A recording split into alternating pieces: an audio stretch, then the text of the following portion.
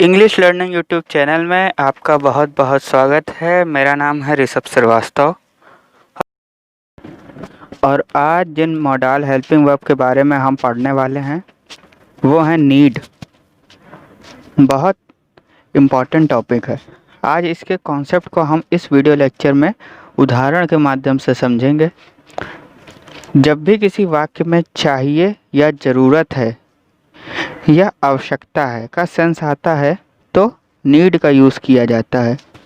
किस तरह से करना है ये बात इस वीडियो लेक्चर में जानेंगे, लेकिन एक बात मैं आपको बताना चाहूँगा कि चाहिए क्या चाहिए, ज़रूरत है क्या ज़रूरत है, किस चीज़ की ज़रूरत है, आवश्यकता है किस चीज़ की आवश्यकता है। मैं आपको बता सकता हूँ संज्ञा या सर्वनाम की आवश्यकता है। संज्ञा या सर्वनाम चाहिए यानी संज्ञा या सर्वनाम की ज़रूरत है। संज्ञा क्या होती है? नाउन। सर्वनाम क्या है? प्रोनाउन। नाउन और प्रोनाउन क्या है आप जानते हैं। देखिए, जैसे मैं कहूँ मुझे किताब चाहिए, या मैं कहूँ मुझे किताब की ज़रूरत है, या मैं कहूँ मुझे किताब की आवश्यकता है, बात तो एक ही है। देखिए, क्या पर मुझे क्या चाहिए? किताब। ये वर्ड किताब क्या है? ये एक कॉमन नाउन है। अगर मैं कहूँ मुझे भाई चाहिए, या मैं कहूँ मुझे माँ चाहिए, या मैं कहूँ मुझे पिता चाहिए, तो ये क्या है? ये नाउन है। कौन सा नाउन है? ये कॉमन नाउन है। तो मुझे क्या चाहिए? भाई चाहिए। क्या चाहिए? मुझे नाउन चाहिए। अगर मैं कहूँ मुझे तुम्हारी ज़रूरत है, किसकी ज़रूरत है? तुम्हारी। तुम क्या हो? तुम मतलब यू। यू क्या है? ये यू एक प्रोनाउन है। तो जब भी मैं कहूँगा कि मुझे ऐसा कुछ चाहिए जो एक नाउन है या प्रोनाउन, तब मैं नीड का यूज़ करूँगा। पहला कॉन्सेप्ट तो ये है। दूसरी बात यह है कि आप देख रहे हैं नीड के आगे ये ब्रैकेट में एस लिखा है। इसका क्या मतलब है? देखिए, अगर सेंटेंस प्रेजेंट इंडेफिनिट टेंस में है, जहाँ पर आप एस या ई एस का प्रयोग करते हैं, ये बात आपने प्रेजेंट इंडेफिनिट टेंस के वीडियो लेक्चर में समझी थी। तो अगर थर्ड पर्सन सिंगुलर सब्जेक्ट है तो आप नीड के साथ एस का प्रयोग करेंगे, बिल्कुल वही जो आपने प्रेजेंट इंडेफिनिट टेंस में किया था। और फर्स्ट पर्सन, सेकंड पर्सन और थर्ड पर्सन का सिंगुलर प्लूरल कॉन्सेप्ट ये आपको तभी पता चलेगा जब आपने उस वीडियो लेक्चर को देखा होगा। इसलिए मैं बार बार कह रहा हूँ कि अगर आपने पिछले वीडियो लेक्चर्स नहीं देखे हैं तो आपको उन्हें पहले देखना चाहिए, ताकि ये टॉपिक आप ढंग से समझ पाएँ। एग्जाम्पल देखिए, राम को किताब चाहिए। Ram needs a book. यहाँ पर नीड के साथ मैंने एस लगाया है। क्यों? क्योंकि मेरा सब्जेक्ट है राम, जो कि एक थर्ड पर्सन सिंगुलर सब्जेक्ट है। अब इसका निगेटिव बना लेते हैं। राम को किताब नहीं चाहिए, तो प्रेजेंट इंडेफिनिट टेंस में किस तरह से नेगेटिव बनाते हैं?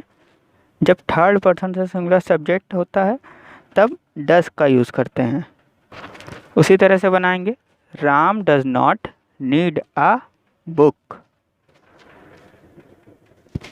क्या राम को किताब चाहिए? Does Ram need a book. क्या राम को किताब नहीं चाहिए?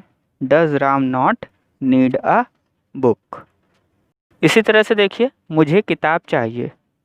यहाँ पर सब्जेक्ट हूँ मैं, यानी आई, जो है फर्स्ट पर्सन सिंगुलर सब्जेक्ट। और आप ये जानते हैं कि फर्स्ट पर्सन सिंगुलर सब्जेक्ट अगर हो, यानी थर्ड पर्सन सिंगुलर सब्जेक्ट नहीं हो कोई भी, तो कोई भी नहीं हो तो बाकी सभी सब्जेक्ट के साथ में एस नहीं लगता।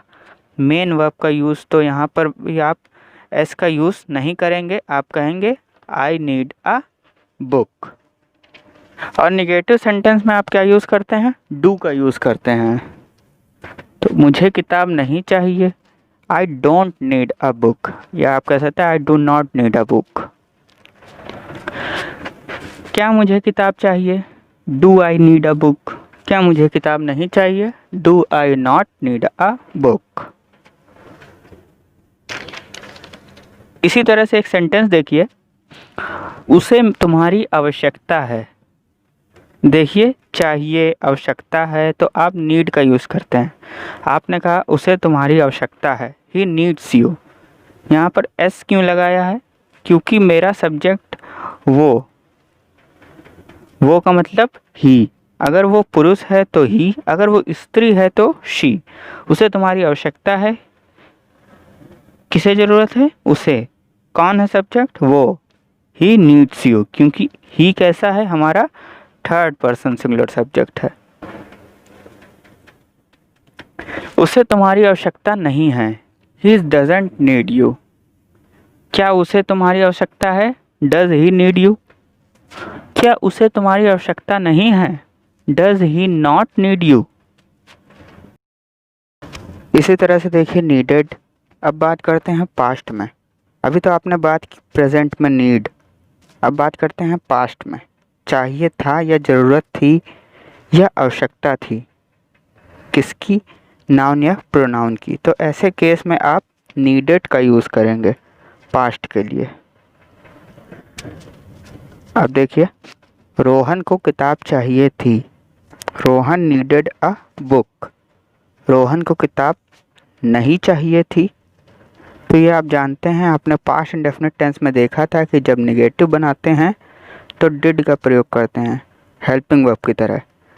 ठीक उसी तरह से रोहन को किताब नहीं चाहिए थी, Rohan did not need a book. क्या रोहन को किताब चाहिए थी? Did Rohan need a book. क्या रोहन को किताब नहीं चाहिए थी? Did Rohan not need a book. मुझे मोबाइल चाहिए था, आई नीडेड अ मोबाइल। मुझे मोबाइल नहीं चाहिए था, I did not need a mobile. क्या मुझे मोबाइल चाहिए था? Did I need a mobile. क्या मुझे मोबाइल नहीं चाहिए था? Did I not need a mobile. इसी तरह के कुछ और एग्जाम्पल देखें। जैसे रमेश को कितने पैसे चाहिए, how much money does Ramesh need. उस लड़के को किस किताब की आवश्यकता है, which book does that boy need. हमें कितने कलम चाहिए थे, how many pens did we need. बच्ची को खिलौना चाहिए था, चाइल्ड नीडेड टॉय। तुम्हें मोबाइल क्यों चाहिए, why do you need a mobile. हमें पढ़ना कब तक चाहिए, अनटिल व्हेन। तो ये कब तक के लिए अनटिल व्हेन का यूज़ आपने WH फैमिली में देखा। Until when do we need study. तो इस तरह से ये एक इम्पॉर्टेंट टॉपिक है। कॉन्सेप्ट हो सकता है आपको इतना क्लियर ना हुआ हो, 2-3 बार इस वीडियो को देखिए। आप हमारे टेलीग्राम चैनल से जुड़िए, वहाँ पर आपके जो डाउट्स हो उसे पूछिए। तो मिलते हैं नेक्स्ट वीडियो लेक्चर में कुछ और मॉडल्स के साथ, कुछ और मॉडल्स हेल्पिंग वर्ब के साथ। तब तक के लिए विदा लेंगे। धन्यवाद।